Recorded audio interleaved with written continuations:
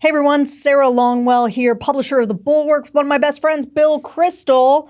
And we are still talking about Epstein. Can't stop, won't stop.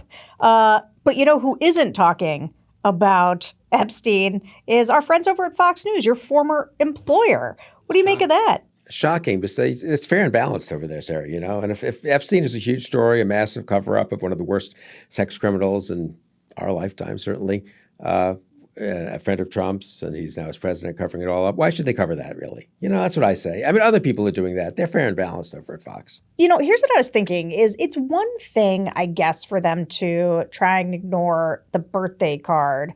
But the new Wall Street Journal reporting that Trump was briefed on being in the Epstein files himself many times by multiple officials, for them not to cover that, especially when both entities are owned by Rupert Murdoch, it feels at some point Fox used to at least try to offer the patina of credibility that they would be covering something like this, but they don't even seem to be pretending now. Right. I mean, I guess maybe they don't want to criticize the journal. They can't support the journal because that would alienate their audience.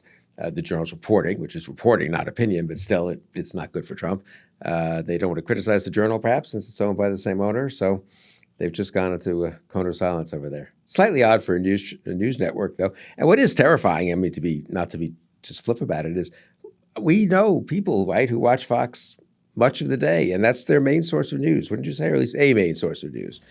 Certainly for older Republicans. Right. And I'll just tell you from a focus group standpoint, right, when you listen to voters all the time, one of the things that becomes abundantly clear very quickly is when they don't know about, and this is a real difference over the last 10 years than I think the 10 years that preceded it and probably the entire history of media that preceded it. But increasingly, the number of people who, when you say, hey, this big thing happened, and maybe it puts Republicans in unflattering light, they have no idea what you're talking about. They just live in a totally different media ecosystem. And so Fox News doing essentially what amounts to an Epstein blackout as it relates to Trump. Now, let me tell you, if Bill Clinton was in those files, they would cover it all day, every day. And in fact, I did have one of the few headlines on Fox right now about Epstein says, House panel directs chairman to subpoena Bill and Hillary Clinton in Epstein probe.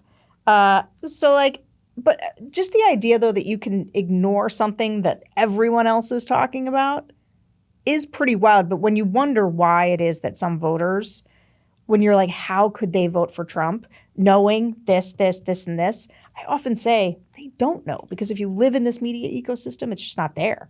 That headline you read is interesting. I think that story is, I believe, that the Republicans bolted and joined the Democrats in supporting a subpoena, which was a kind of a big surprise yesterday. And the Democrats were very aggressive in pushing it.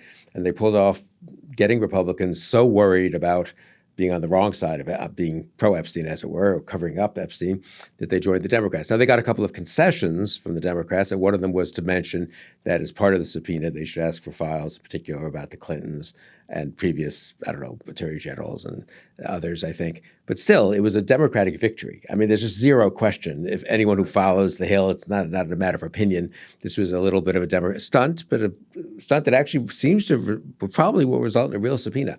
And Fox is covering it as the kind of the one little concession to the Republicans is the story. I don't think it's a stunt. I mean, okay, not a stunt. Yeah, I think they are trying to push on this, which they should do. But if you ask I saw this reported. I don't know if it was Perticone or somebody else, our reporting or somebody else's, but that if you talk to a Republican right now, they're saying they're getting 50-1 calls from people saying, release the Epstein files, get them out there. So they are getting pressure from their own people to do something about this. Which is so interesting. It's not, you and I have been very adamant that this is a real story. It's not a fake story. It's not one of many stories, and even because it really is such a grotesque criminal enterprise, which Trump was, let's just say, adjacent to, and now as president is covering up. How can that not be a huge scandal? I mean, that is a huge scandal. I was just on a call a couple hours ago. Well, Democrats, we need to put this in a broader context. It's corruption and this and that, Medicaid. I mean, the Democrats really never miss an opportunity to take a massive story and reduce it to one of 10. I said this, and they kind of got annoyed at me, medium-sized stories. Anyway, but it is genuinely a massive story. Now, what's interesting about what you say is, can they succeed in getting that 50-to-1 ratio way down? Can Fox succeed in dampening it down? Could others in MAGA world even succeed in making people think that Maxwell's been treated unfairly? Maybe Epstein was even treated unfairly. I feel like that's Will Sommer has an excellent piece up for us on the website. That's kind of where parts of MAGA world are going.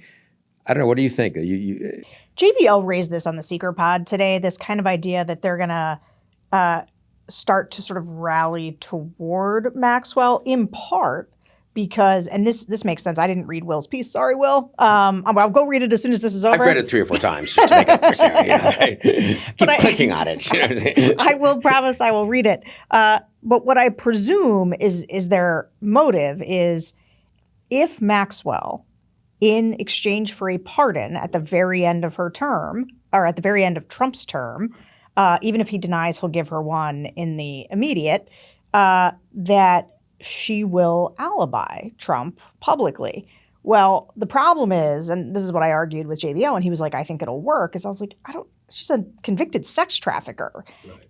But the question that you're asking, and I'm sure what Will is talking about, is the idea that the extent to which Charlie Kirk and Benny Johnson and all of these Trump water carriers, like, they need an exit ramp for this. So, like, it does behoove them or benefit them to try and at least gin up some credibility for her, or get something in the water that she was done dirty in some way, to try to increase sympathy for her. Like, you could see where they might try to rehabilitate her image enough that she would be taken, at least in their circles, as a legitimate voice alibying Trump. Like, I can see them trying that. Right, and why not? I mean, having gone from some of them being never Trump to rationalizing Trump to total 100% embrace of Trump, now they're going to go further, so to speak, and having gone from being anti-Epstein, to say the least, because it was such a big part of QAnon and of all the attacks on the Biden administration, on Democrats for covering it up all these years. Now they'll go to being maybe not pro-Epstein or even pro-Maxwell, but yeah, anti-Maxwell. Anti-Maxwell. That's where they're. Yeah. I think it's possible they'll try to muddy the waters. I mean, I guess it would show that if they do go in that direction, it'll show that how much the allegiance is just to Trump, personally, wouldn't you say? Yeah. I do. I mean, there's no doubt about it. And I think I talked about this a little bit on the Next Level. You know, we did a focus group with sort of normie MAGA types. And there was one woman who was a big chemtrail. Epstein didn't kill himself, wasn't murdered. He is alive and living in Madagascar. I mean, we had one person like that, but most of them were sort of like, there's a way that voters who, you know, Trump can never fail. He can only be failed. And so they think Epstein's a problem. They think the problem is the DOJ and Pam Bondi. They were sort of like a few days behind on things. And when you sort of pressed on the Epstein-Trump stuff, you could see their brains like blinker, and like they just don't want to talk about it, right? There's like an avoidance mechanism where, and even some people were kind of like, what about Obama, right? They like, and there's a neural pathway that's like well grooved for them on Obama and Russia, and these guys are out to get them. And so there's no doubt that exists. I think that the trouble comes with the activist class and influencer class who really did dine out on this for so long, where their own credibility is at stake. And like maybe Charlie Kirk's listeners are so dumb that they'll just take what Charlie Kirk feeds them. But there's a lot of people who went deep on this who are going to be, I think, at least incredulous at the idea that, wait, so Trump's in there, like the position. And I love it how I'm seeing some of this, I don't know if you are, where they're like, well, I bet, you know, Bill Clinton's in the files, you know, and you're like, so put it out. Like there's literally, if people are in the files, and certainly if they are, now look, if they are in there incidentally in some way, like the Department of Justice knows how to handle that. They know how to redact people who are not material in some way. But if people are in there who are Democrats or who are, you know, other people, and they were on the island or participated in some way, there's evidence of that. I don't think there's a single person who objects on political grounds, like, oh, well, we wouldn't want it if some Democrats are in there. Who cares? Put it all out. Right. And our position, I think yours and mine certainly at the Bulwark, but also the Democrats' position in Congress, to be fair to them, isn't make all the files about Donald Trump public. It's make all the files public with appropriate redactions, of course, for the victims and any information about them. And also maybe for some people who were incidentally mentioned. Though honestly, if they're incidentally mentioned, people will see they're incidentally mentioned. And people are a little overhyped about the notion if one's name is in there one page, it's a fourth-hand account of maybe this guy knew Maxwell or knew Epstein. Fine, then the guy just says, I didn't know, and then that's the end of that story. So I think people are overdoing how hard it would be to get these files appropriately cleaned up for release. And I think, but I think the Democrats need to stick to that position, release all the files. Yes. Not just release the Trump-related files. And then Trump's covering something up that he may or may not be involved in. Well, we know he's involved in a little, but may not be more centrally involved in. But anyway, release the files. The other thing I'd say, I was just on another call with Democrats yesterday. It's really testing my patience being on all these Zoom calls with all of our liberal friends, much as I love them. And this one was all about the MAGA base, very upset. It cross-pressures them. It's difficult for them, the Epstein stuff, and it's very important. And so we should, Bill, you're right. You were right a couple of weeks ago. One of them said to me, we do need to push this harder than I thought and so forth. But at this point, it's not just the MAGA base. Like the country is anti-Epstein. Yes. Like actual people out there. Yes. And they loathe what he and Maxwell did. And they're concerned that there's been an elite cover-up by both parties, let's just say, of what they did. And they want to know. And that's normal people. That's some let's say, normie Trump voters, some normie Democratic voters, many, obviously. And so I think we're way beyond this is a problem for Trump because it cross-pressures his MAGA base, which I think was a reasonable thing to say 2 or 3 weeks ago. And now it's a genuine problem for Trump with the public as a whole, don't you think? Yeah, of course, in part, and for good reason. I think there was a period of time, and I think you and I talked about this, where there was the way that the media was approaching it, and even the way Democrats were approaching it, was almost as a third-party observer to a fight between Trump and his base or his followers, supporters. And I was like, Pam Bondi is our attorney general. She, as attorney general, said this was going to be explosive information, and now they're covering it up. Like, every American has an interest in that. And I think this is why, like, whoever's in there, if they are in there in a way where they were engaged in criminal activity, and we know there were sweetheart deals given, and like, I think the vast majority of Americans want this out. And there's a reason that a lot of Trump's base, where they have become convinced that there is an elite cabal, that, they don't get, that these people are treated differently, that they play by different rules. Like, they can't be that. And yes, there are people for whom their desire to protect Trump and to not be told I told you so by people like you and I will overwhelm their interest in Epstein. But there are a lot of other people. I mean, the kind of like Joe Rogan listeners, Theo Vaughn listeners that kind of came to Trump late, like, they don't care. Trump was like, they went for him. They thought he was going to be better, and they're absolutely wrong about that. And actually, I think their reasons for supporting him, like somehow he's culturally cool or something like that, were insane. But this was part of it. They thought like, well, he's not a regular politician. He'll blow the lid off this stuff. And those are the people who they're going to keep this up, and they've got a big audience. And that audience is, people say base, and I think base is wrong in this context. I agree totally. These are people who voted for Trump. They tend to be online, kind of red-pilled. Not Republicans, but kind of red-pilled, anti-woke. But like Trump losing those people, or those people turning on him, those are like kind of the not super invested people in politics, but they vote and they care about these issues. And if they're screaming and yelling at Trump, that's a problem for him. We began with Fox, but I'll just come back. So Fox released a poll last night, kind of standard poll, questions about Trump approval, this and that issue. Most of it was pretty not that different from where things have been. People don't like the big, terrific reconciliation bill that Trump was touting. Trump's underwater, but not that much more than he was, and so forth. And buried in the account of the poll is one question about Epstein. And the question was, do you think the government's been open and transparent or not? And it's about 70% not, 15% yes, something like that. So it's overwhelming. And if you look at the crosstabs, it's overwhelming for every group. Democrats a little more critical, but Republicans literally 60-20 basically don't like how little we have learned, how untransparent and unopen the government is the way they put it, which I think was good. That was actually smart of Fox. So they don't have to say Trump administration, so it's not a partisan thing. So that's really striking to me. Then, interesting, in the write-up of the poll, though, I said, and furthermore, 20%, a fifth of the public says that they have not been following the Epstein story closely. So I thought, well, that's kind of a funny, they don't usually ask that question. Obviously, they ask about Medicaid, they ask about Ukraine. There's usually a don't know category, which is 2, 3, 4, 5%, but not a have you been following this closely? But fine, if that's what they ask. So I went and looked at the actual, Fox does provide the crosstabs, so that's nice. So that's the only question that they asked that on. I think with it, maybe thinking in, maybe we can show that people aren't really following this that much. So it's not as big.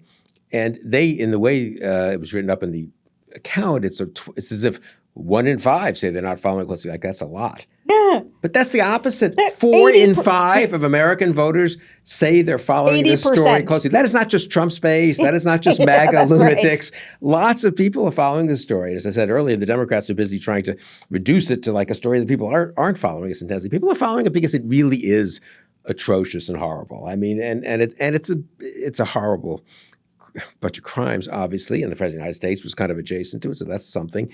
And they're not releasing the files. But also, what does it say about our elites that they went along with him? Many of them sort of had a sense of what's going on. One has that. Then he gets a slap on the wrist. Then only Julie Brown succeeds in getting him indicted again. Then there's still kind of a reluctance to be serious about this. I think people are correctly outraged about it. Yeah, do you know what? Because it's a mystery. It doesn't make sense. And when things don't make sense, people are like, I would like this to make sense. What is the answer here? And the same reason people like mysteries and unraveling them, that people want the truth. These are like human instincts that drive things like this, especially people were harmed. Girls, young girls, children were trafficked and harmed and sexually assaulted. And people want accountability for things like that, regardless of political party. And so, I think sometimes people talk about these in a conventional political term, and we all know that Trump can skate by on things in ways other people can't. But also, I think if it comes down to it, and there's incontrovertible evidence that Trump did this, like that is, and did what? I don't know. But I will say this. The way that if he was in there in ways that were benign, he would want it out. Correct. And he doesn't. Clearly, as much as I've ever seen him not want something out there, including his taxes, he doesn't want it out there. And the mainstream right-wing media, like Fox News, they're going to help him try to keep people from knowing what a big story it is. And just before we wrap here, I do want to run through. We went and pulled Jesse Waters' headline from his show. He didn't talk about Epstein at all. But let's see what he did talk about. Bill, I want to show you. Starting with Japan trains for bear mayhem. I can't tell if that's a bear or a baseball player pretending to be it. What are they training for? Yeah, I don't know. Drill? I missed that story. I'll have to read. It sounds interesting. I'll have to read up for it. Bear mayhem. I mean, geez. Rogue judges, of course they're rogue. Rogue judges try to coup Haba. Okay? So we're mad about Haba. Should men carry wine in a wine carrier? You know what? More than answers on Epstein, I do think people want to know if men should carry wine in a wine. Do you carry wine in a wine carrier? What does that even mean exactly? What do you mean? Wine carrier, right hand, left hand. Those are my wine carriers. Rand Paul urges DOJ to indict Fauci. Fauci. These are some real blasts from the past. I know. Hunter. So we do need some new Hunter Biden content with Newt Gingrich. I love him, the former Speaker of the House, like a gajillion years ago. And then it wouldn't be complete without the Obama administration manufacturing the Russian hoax. We want to talk about this for just 1 second before we move on to these other headlines, because one of the things that was insane about yesterday was a genuinely, just wait 1 second before we move forward. One of the things that was genuinely insane about yesterday was Tulsi Gabbard holding that press conference in which she said she had explosive, incontrovertible evidence that Obama had done whatever they just said.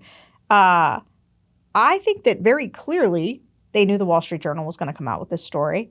They knew, right? They'd been called for comment. And so they held that press conference as a way to try to preempt that story and get their voters talking about something else, like Obama and whatever. The problem is like unless you are totally blinkered by like Fox News and stuff, there was a Senate report that Marco Rubio's on it. John Cornyn just reaffirmed this yesterday. Russia did interfere with the election. They hacked the DNC's email. They were trying to help Trump. Trump has a statement at one point that he read that about the interference. Everybody knows that that's true. Do you think they're going to get away with this weird thing that they're doing?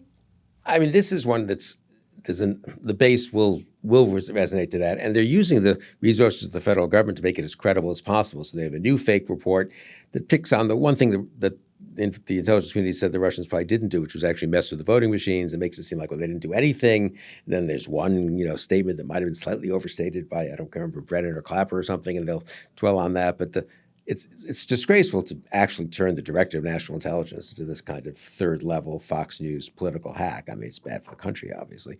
But, your point about generally they've been putting out things all over the place, right? Martin Luther King documents. They put out a lot of documents. It turns out, they're good at getting documents together and putting them out. They just not the Epstein ones. But the point you made is very important that they knew the stories were coming. The Journal in passing says, I believe I got this right, that ABC News, not the Journal, first contacted the White House about the possibility, or they had leads that Bondi had briefed Trump on this, I think on July 9th. And that's why it's an ABC reporter who asked Trump on July 15th, did the Attorney General brief you on this? And he says no. And then 8 days later, it turns out to be true. They also knew, obviously, about the original Journal piece on the birthday card ahead of time because we know that Trump called and tried to kill it. So they've been working in an environment for about 3 weeks almost, I'd say, the White House, of knowing all this stuff, some of this stuff is coming. And that's account, I think, for this big push of all kinds of fake stories and, new fake reports. And change the Redskins' name back. Yeah, exactly. So, I mean, which is an interesting sign that they're worried, right? Don't you think? I do. I think, and I have become increasingly convinced that what is in there must be something they desperately want to hide from the public because they are this is really a kitchen sink approach. And it includes Trump releasing AI, things of Obama in handcuffs. I mean, they are going so far in such a panicked way. I mean, they shut down Congress. Like, they sent the House home so that they wouldn't vote anymore on this. And the birthday card, I guess, at this point in Morning Shots, the birthday card came out. Now, you've been in comms in your past. I mean, if something comes out that's bad, you take a hit from it, but it's the worst thing in a complex of material, then you say, okay, you know what? We've taken the worst hit, so let the rest of it come out. Let's just get it out of the way. And actually, I'll get credit for being forthcoming, blah, blah, blah. So my conclusion is that wasn't the worst thing in there. There's something he's more worried about than the birthday note. Birthday note's pretty bad. Yeah. So, what is it? I don't know, but there's an aphorism or an adage or a undergirding philosophy around crisis communications is tell it all, tell it fast, tell the truth. Like, that is the 3 prongs of crisis communications, and they are doing none of those, which is why now it is a crisis that is out of their control, which I do think is they are quite good at controlling crises and have been for a while. I mean, going from Access Hollywood to locker room talk and bringing out Clinton's, sexual assault accusers, that was in some ways masterful politics, something that only a television type person could have, and a shameless person and someone who was outside of politics could have really weathered. And now he's very used to weathering. I mean, he weathered January 6th and what was an obvious attempt to shake down Ukraine, a couple of impeachments and Republicans walking away from him. And now he's so used to having everybody under his thumb that this being out of his control seems to have panicked them in a way where they are not. And also, they're not really talented anymore. So they're not as good at figuring this out. I mean, even the Kash Patel, Dan Bongino, Pam Bondi, they all feel like someone's going down for this, and they don't want it to be them. What's worried me about it, that they might get away with it, is he does control the entire federal government. Yes. Which is not nothing in terms of covering up something. I mean, as we see him, he can tell justice, the deputy AG can fly down to Florida to try to suborn, presumably, or try to persuade Maxwell that maybe her future will be brighter if she says the right things about Trump. They'll never quite say those words, maybe, but that's the obvious intention there. You can imagine them, quote, discovering things in the files that are problematic. Maybe Biden did put stuff in those files. You can imagine stuff disappearing from the files. I mean, I'm very worried. I'm very worried about the next 6 weeks in terms of what they could do out of desperation, controlling the government. So the irony is that Trump's has much more power than he had in 2016 when he was just a candidate, But ironically, maybe this is the time it all doesn't work for him. Well, here's the thing about these stories that give me some hope is that he may control the federal government, but some people are talking, right? Some people are leaking. And the more what are they going to do? Fire everybody at DOJ? Whatever it is, he knows there's people out there who know things and can't stop people who know things from finding ways to get it out. So, and I hope you guys if you're listening, hey, guys, if you're listening, get that stuff out there. Totally. No, it really would be the right thing to do for the country. Yeah. That's right. We all want the truth. All right, Bill Kristol and all of you, hey, go hit subscribe. Go join us on Substack. Go to Bulwark Plus. Become a free subscriber. You can get basically everything for free. Just go sign up and it'll get emailed to you, or sign up on YouTube, whatever you want. Just ride with us. Thanks, guys. We'll see you next time.